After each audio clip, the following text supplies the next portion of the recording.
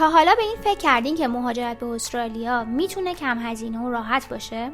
NIV همون روشیه که استعداد و دستاوردهای شما رو به گرفتن اقامت دائم استرالیا تبدیل میکنه. امروز توی این اپیزود میخوایم از 0 تا 100 این مسیر رو توضیح بدیم.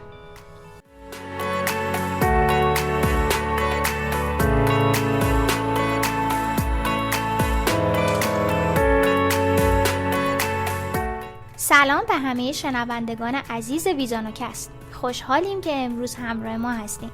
قراره با نگار درباره یکی از ویزاهای جدید استرالیا که خیلی سر و صدا کرده، یعنی ویزای NIV استرالیا صحبت کنیم.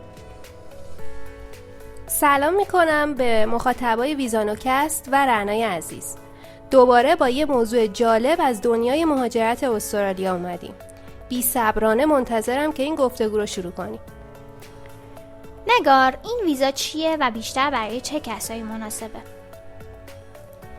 NIV یا همون نشنال اینوویشن ویزا در واقع جایگزین ویزای گلوبال تالنت هست که از تاریخ 17 دسامبر 2024 میلادی معرفی شد.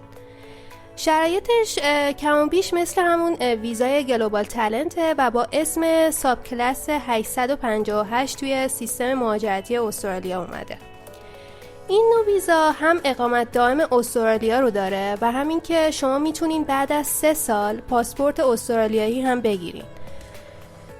در جواب سوال دومت، عموماً این ویزا مناسب کساییه که در زمینه خاصی استعداد دارن و تونستن توی استعدادشون دستاوردهای بین‌المللی هم به دست بیارن. حالا میتونه توی رشته‌های ورزشی باشه، هنری باشه، علمی یا حتی نوآوری توی بیزینس باشه. منظورت از دستاورد بین‌المللی و نوآوری تو بیزینس چیه؟ یکم بیشتر میشه توضیح بدی؟ خب مثلا دستاورد بین‌المللی برای یه ورزشکار میتونه اون مدال هایی باشه که توی مسابقات بین‌المللی مثلا المپیک به دست آورده باشه، یا برای یه هنرمند میتونه اون جوایز و تندیس هایی باشه که توی جشنواره های هنری خارجی گرفته باشه، یا برای یک دانشمند میتونه اون ثبت اختراعهایی باشه که انجام داده و این ثبت اختراعات توی کنگره های بین‌المللی به نمایش گذاشته شده باشن. در مورد نوآوری های بیزینس میتونم اینجوری مثال بزنم که یه بیزینسمنی یه استارتاپ موفقی رو راه اندازی کرده و این بیزینسش رو تونسته به شکل بین‌المللی در بیاره یا شعبه های خارجی فعال ازش داشته باشه. پس اینطور که من فهمیدم اکثریت واجد شرایط نیستن، مثل همون موقعی که عده کمی برای ویزای گلوبال تالنت اقدام میکردن، درسته؟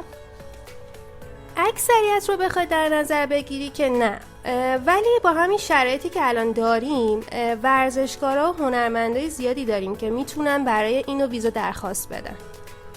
خب مرسی برای توضیحات کاملی که دادی. چند تا دایرکت گرفته بودیم که سوالات فالوورهای عزیزمون از پیج اینستاگرام ویزانو هست. موافقی اونا رو جواب بدیم؟ آره بریم. نازنین پرسیده که محدودیت سنی این ویزا چقدره؟ خوشبختانه این ویزا هیچ محدودیت سنی نداره.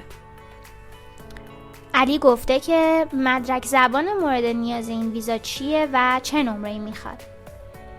مدرک زبانی که اینو ویزا میخواد حداقل معادل نمره اوورال آیلتس جنرال 4.5 هستش، ولی شما میتونین معادل های آیلتس هم بگیرین، مثلا میتونین PTA C یا برای تافل 32 اقدام کنین. امیر حسین گفته که چقدر طول میکشه ویزای NIV صادر بشه و آیا میتونه خانواده‌اش رو همراه با خودش ببره اگر اقدام بکنه؟ الان که داریم با هم صحبت میکنیم، یعنی ژانویه 2025 میلادی، پروسه صدور ویزایی که سازمان مهاجرت اعلام کرده 6 الی 12 ماه هستش، اما به طور کلی مدت زمان صدور ویزاهای استرالیا تو هر مقطع تغییر میکنه که خب اینم به خاطر حجم درخواستای بالاییه که اتفاق میفته. در مورد ویزای خانواده، اتفاقاً چون ویزای NIV از ابتدا اقامت دائمه، متقاضی باید درخواست ویزای همسر و فرزندانش رو همزمان با خودش بذاره و اگه بخواد این کار رو انجام نده باید توضیح بده که چرا همسر و فرزندانش رو از ابتدا با خودش نمیبره.